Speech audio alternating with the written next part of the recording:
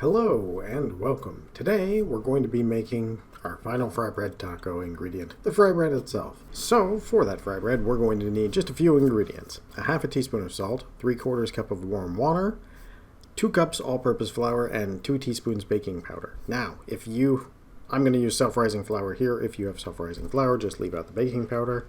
And if you do have it, I would recommend self-rising flour because the even distribution of the baking powder, is very good for this.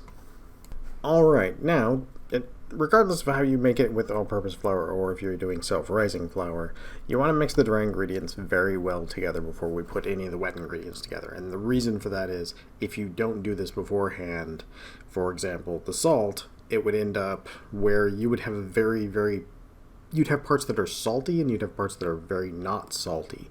And that's just because of how thick the dough is. So you want to mix all your powdered ingredients very, very well, and then just kind of make a little hole in the center and just kind of stir everything towards the center. It's kind of going to seem like it's not going to come together again for a couple seconds, and then it'll start coming together and it'll form what's called a shaggy dough. It'll be basically little strands and chunks everywhere, and that is basically the point where we know, okay, we're pretty much going to be done with the spoon now. It's time to get in there with our hands. So let's jump a few seconds ahead to that. So as you can see in the bowl here, it's kind of starting to form a shaggy dough. It looks like I said strands. Now this is the part where you kind of know. If you see how that didn't really hold on to the wooden spatula, that's how you know it's ready to just get in there with your hands. Because at this point, we're just going to get all of the flour and all the little extra pieces all kind of rolled up into one. It'll take a few seconds of kneading in the bowl to get that to happen, but it's not going to take you too long. And you can't really overmix it at this point because you're just starting to get all of the things mixed together in the first place. Once we get all of the ingredients incorporated and we get everything to where it forms a nice ball, and it'll be a very lumpy dough at this point. Once it does reach that point, though, we're good, and we're going to want to let it rest for about 10 to 15 minutes, and that'll let all the little flour proteins expand, and will give us a slight bit of a chew to it, a little bit of a spring on the bite. So once you've got 99.9% of it incorporated, you're good. A few extra pieces at the bottom aren't going to hurt you. Alright, once our 10 minutes is up and we're ready to go, our dough will have relaxed a little bit. It's not really going to rise or anything. These aren't sufficient for that. What we is going to do is relax, and that means the dough is going to become stretchy and pliable. It's not going to be pre-stretched. So we can just knead it for a little bit to get the large lumps out. You're not going to get a smooth dough like you would in a pasta or a bread dough, but you can and will be able to get a semi-smooth dough. The rough bumps and things will be smaller and less noticeable, and they actually do work to your advantage because it means that even within certain areas that are rolled out to the same thickness, there'll still be a tiny bit of difference in the texture in that area. So it does work to your advantage. To leave some of the lumps as more, small bumps or longer strand-like bumps, those are the ones that you will be okay with. And again, we don't want to bring this to the smooth portion because if we do bring it to smooth, it will be very, very hard. That will bring me to the next thing we need to talk about. So as I made these, I tried a couple of different flours. Now, all-purpose flour with the added baking soda works great.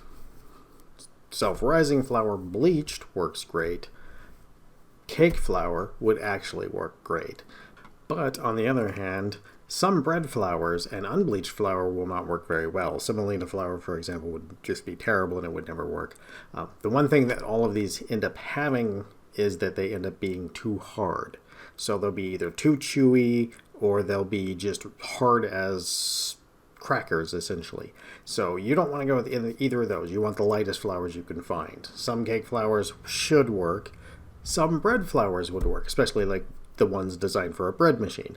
But most of the large grain, large pieces of flour, those are the ones that won't work. That's your unbleached, that's your semolinas and things like that.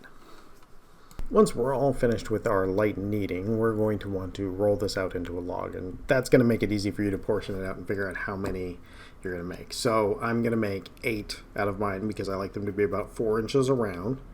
And if I wanted something a little bit larger, 5 or 6 inches, I would go down to a 6.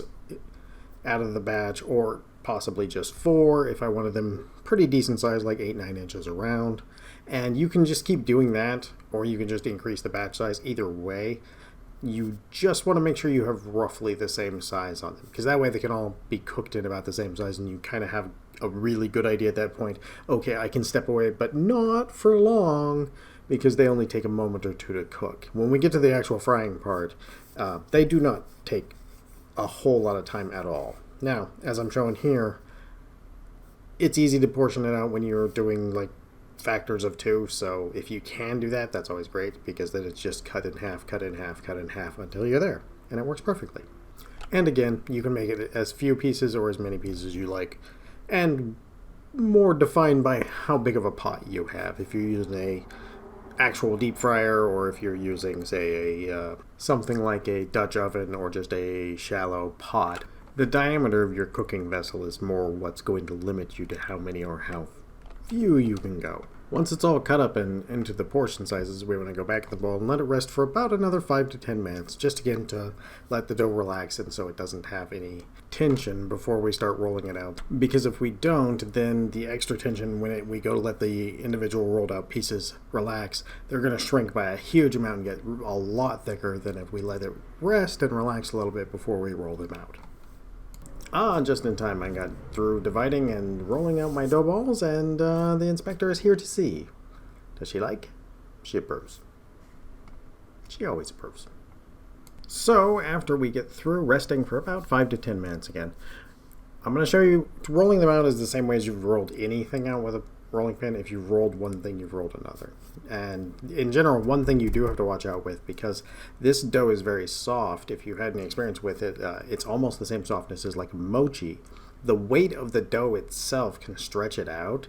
And what you'll notice here is even with a silicone kneading mat, which is a fairly non-stick surface, you'll notice it still sticks just enough that when you pick it up, the weight of it will actually distort the shape. So it's actually really hard to get perfectly round ones. I'm actually in awe of the Fry Bread House in Phoenix, and theirs are almost perfectly round always. It's amazing.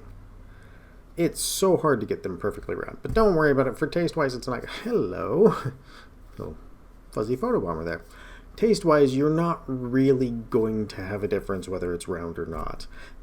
What you will have, though, is a bit of a difference in look. And if you're doing this for like pictures, then you're going to want to go super slow and just keep turning it by 10% and roll it out once or twice and turn it by 10%, roll it out once or twice and reform it into the circle every time it gets out of a circle, because it will, no matter how careful you are. And that's just because the dough itself is wet, and each time you lift it to turn it, you have to either lift it from the thickest spot and use that weight and that pulling to stretch it out in that area versus anywhere else.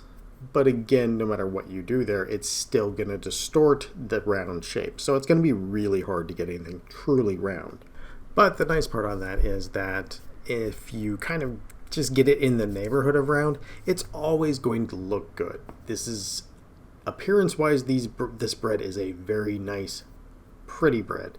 And by taco standards, it's pretty, but taco standards are kind of, hey, there's a pile of stuff here on top of cracker. Want it? No, tacos are not crackers, but tortillas and things like that. It tends to be just a pile of mixed ingredients, so it doesn't always look great. And in this case, since we're just going to be layering them on top of our fry bread, it actually ends up looking nice. You tend to eat a fry bread taco more along the lines as how you would eat like a tostado or something like that, with the ingredients up on top. If you get them big enough and thin enough, you can fold them like a taco. But it kind of becomes a little bit overpowering to the flavor of everything if you do that. So I've always found it's a little bit easier to either eat it like a tostado from your hand, or to possibly just go ahead and cut it up with a fork and knife. In fact, I think most people that actually go to the Fry Bread House pretty much do that. They just cut it up with a fork and knife. Now, what I'm doing up here now is, what if you don't have a rolling pin? Well, in that case, what you want to do is just kind of turn it in your hands like this. You just keep moving it in a circle, and you're slowly pulling on the outsides and you're squishing them outwards. And the reason rolling is preferred here is because rolling is going to get you a very, very, very even thickness layer. Doing it this way, you won't get an even thickness layer. Some people like it better that way. it tends to have more variance in the size of bubbles. It tends to have more variance in what's a thin piece and what's a thick piece, how chewy that piece is or not. And those are all good qualities, but in my case, I actually like it to be a little bit more consistent, and I like it to be that sort of, I know it's going to have that pillowy softness that the fry bread I'm looking for has if I'm going to roll it out. Whereas stretching it out by hands, oh, hello, Inspector's back. Whereas stretching it out by hands, we can get a similar effect, but again, the bite is going to be a little bit different on any given bite because of the variance in how thick it would end up rolling out. Similar to a hand-tossed pizza versus the non-hand-tossed pizza. So you can do them either way. You can roll them out or you can hand-toss, stretch them, and then kind of make it work that way. And either one of those is going to work. And so what we're going to need for the next part, of course, is a fryer, or in my case, I'm going to use a deep fryer. And if you're using, say, a Dutch oven or a shallow pan, you're going to want to go on medium heat, let it get all the way up to heat until the oil starts to look shimmery. You do not want it smoking. If it starts smoking, turn it down, medium-low, maybe the way to go with that. Depends on people's stoves. On mine, medium works. It gets it up to that shimmery area, and you can usually tell by dropping in a piece of fry bread. And the first piece you drop in, it should come to the surface in about less than 10 seconds. And as long as you're in that neighborhood, you know you're good. It's probably actually going to be less than 5. So once we get our first one dropped in on my nice shaky cam here, had to have an assistant to help me get that in there while I was cameraing. My tripod's not actually tall enough to get this one. It actually took exactly 5 seconds for this one to rise to the surface, which tells you you're right in the exact heat range. If you ever wanted to know what a fryer looks like after you've made 3 batches of fry bread a day for an entire week, this thing was clean as a whistle last week. Ooh, I had to change the oil twice. While you're frying these, though, it's just one of those things. Since you use it a lot, you'll actually get a lot of stuff in there that'll make you need to change it. While you're frying these, one of the things you want to do occasionally is to dunk them underneath, and that's going to speed up the whole cooking process, because the whole cooking process for these things is basically right around 2 minutes. You're going to want to go about 30-40 seconds on the first side, flip it over, which I didn't do in this case. I wanted to see how it would come out if I just dunked it more. It still came out pretty good. Once you flip it over the first time, you're going to see it'll be sort of a pale white as you see up there. What we're looking for is not golden brown. If you wait until it gets golden brown, it will be hard as a rock because all of the moisture is going to have left it. What we're looking for is a very pale yellow. And here in a moment, I'll actually bring this up and you'll see what I'm looking for. It's just on the verge where you're like, oh, it's finally starting to brown. Once you say that, that's when it is ready. Anything much over 20 seconds, 30 seconds more will literally make it much, much harder. I had one that I walked away for just a little too long. This was my own fault. The very first one I did, it was in there for, I think it was about a full minute before I flipped it the first time, and then an extra 30 seconds on the second side. And that was the difference between flexible, soft, pillowy, and wow, this is very, very stiff. So don't make my mistake. Make sure you take your time and, again, just pay attention. Once it hits that pale yellow stage, you know you're there. Speaking of that pale yellow stage in poor lighting, here we go. This has just reached that stage, so we know it's ready to come out once I take a look at the other side. Fortunately, both sides were ready. Alright, and with that, our final ingredient is done, the fry bread. So, what you want to do is just take all the fry bread, and then your refried beans, and then put another layer of your Mexican chorizo, and then your additional toppings. So in my case, I'm going to have just some onions and pickled jalapenos, because I can't have dairy, but in the case of my fiance, she's going to have some sour cream and some cheese on there, and it's going to be really nice, and it's going to be very tasty. So, this recipe looks intimidating, but it's actually, all the pieces are actually fairly simple to do. They just take some time, and you just have to organize around that idea. And as long as you can do that, you can get things like this done all the time. And for anyone who can't have cheese or dairy or chooses not to, by the way, you don't want to skip this. This is great with just the pickled jalapenos and the onions on it, like I'm going to have it. But if you can't have the other items like the sour cream and guacamole, would all add to this amazingly and just spread out the flavor. So I want to, as always, thank you for watching and hope you have a great day and a great meal.